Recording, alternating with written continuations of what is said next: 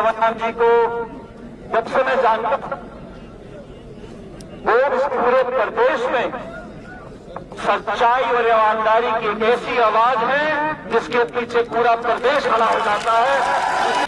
और मुझे बड़ा खेद है जो लोग सत्ता में आज बैठे हैं, वो सब कुछ चुनाव जीतने के दृष्टिकोण से, जातीय धर्म के दृष्टिकोण से देख रहे हैं।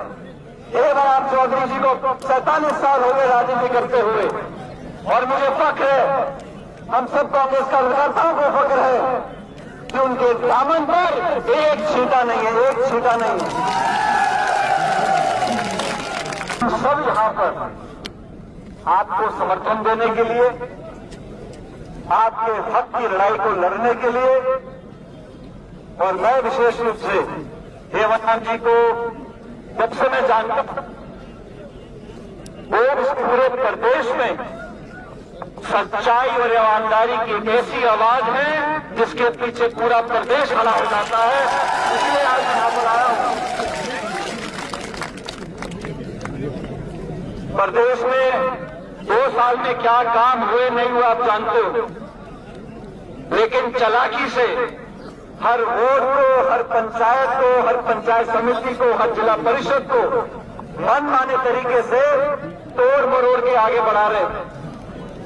और आज जो बने हुए जिले में आगे पीछे कर रहे, पूरे राजस्थान में ऐसी कोई जगह नहीं जहां जिले की सीमाओं को बदला गया हो। प्रदेश में कुछ कार्रवाई करनी हो, प्रशासनिक कदम उठाने हो, उसका तरीका होता है। जनप्रतिनिधि, सरपंच, पंच, वार्ड मेंबर, प्रधान, प्रमुख, विधायक, सांसद, उनसे संवाद होता है, जनता की सुनवाई होती है, जनता से आवेदन मांगे जाते हैं और कुछ मापदंड बनते हैं। जनसंख्या का, मुख्यालय से दूरी का, पहाड़ का, नदी का, भौगोलिक दृष्टि से, आबादी की गिनती से कुछ मापदंड बनाने के बाद सरकार कुछ कार्रवाई करती है। लेकिन मुझे दुख है, मुझे खेद है, इस मौके पर कोई नियम, कोई कानून, कोई पूछताछ, कोई नोटिस, कोई जन सुनवाई, कोई जनप्रतिनिधि, किसी से चर्चा नहीं हुई और बैकडेट में 31 तारीख को आदेश निकाल दिया। एकांत सिर्फ इसलिए किया गया।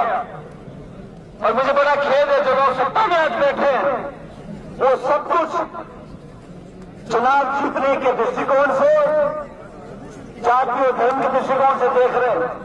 हेमराम चौधरी जी को 47 साल हो गए राजनीति करते हुए, और मुझे फख्र है, हम सब कांग्रेस कार्यकर्ताओं को फख्र है कि उनके दामन पर एक छींटा नहीं है, एक छींटा नहीं है। वह हेमराम जी खड़े हैं। 2018 में विधानसभा के चुनाव थे, मैं प्रदेश अध्यक्ष था। अब हेमराम जी जिद्दी बहुत है, उन्होंने कह दिया मैं चुनाव नहीं लड़ूंगा।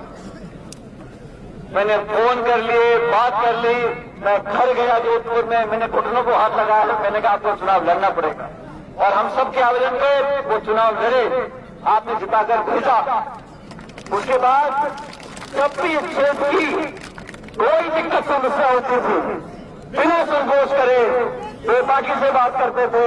जब परिश्रम की बात हो रही थी, हमारी सरकार में जब पंचायतों का परिश्रम हो रहा था, मैं आप लोगों को बताना चाहता हूं, जो सरकार ने, प्रशासन ने नियम बनाए थे पंचायत के गठन में, उसमें आबादी 2 लाख रखी थी, फिर 1500 कर दी थी। हमने कहा इससे कम बना नहीं पाएंगे।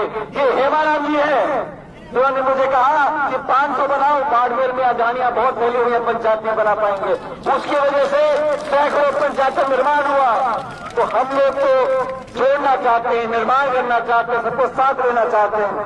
और ये जो गुनाहगार हुआ है, जनता से बिना पूछे जो तोड़जोड़ करी गई है राजनीतिक लक्ष्य साधने के लिए, उसका आप सब जो विरोध कर रहे हो।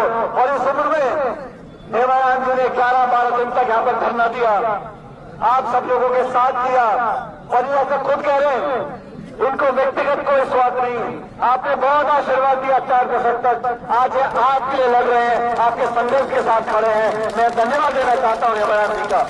और हम सब लोग जो यहाँ पर इकट्ठा हुए हैं, अभी हरीश जी बोल रहे थे, हम सब अपनी मर्जी से आप लोगों के साथ खड़ा होने के लिए आए हैं। और ये बात किसी एक समाज की, 2 समाज की नहीं है। 36 जब अन्याय होगा, जब अहंकार और जिद के साथ सरकारें काम करेंगी। और एक बात और जान लीजिए आप लोग, 35 महीने बचे, 35 महीने में यहां राज कांग्रेस पार्टी का बनने वाला राजस्थान के अंदर।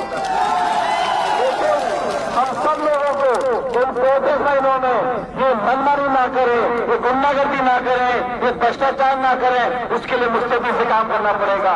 मुझे पूरा विश्वास है कि अंत में जब संग्राम होगा तो जनता की जीत होगी, आप लोगों की जीत होगी, हेमाराम जी की जीत होगी और हम सब गन्ने से गन्ना मिलाकर उनके साथ खड़े, आपके साथ खड़े।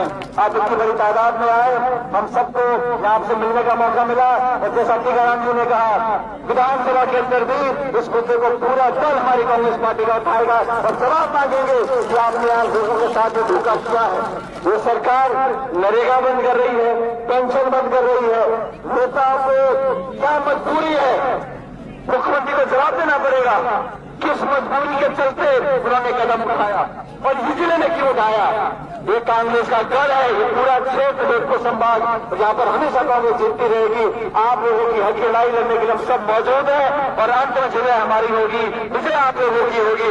मेरे साथ छोटा नारा देना, मैं हेमराम जी के लिए बोलूंगा, मैं बहुत कम नारा लगाता हूं लेकिन हेमराम जी क्या है और मैं कह रहा हूं, जो हेमराम जी देख आएगा, चाचा भतीजा दोनों सामने आएंगे, ये पीछे हटने वाले लोगों से नहीं है।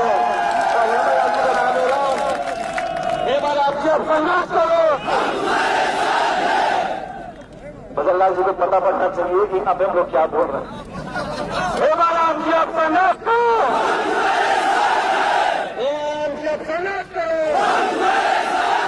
धन्यवाद। राम राम साहब।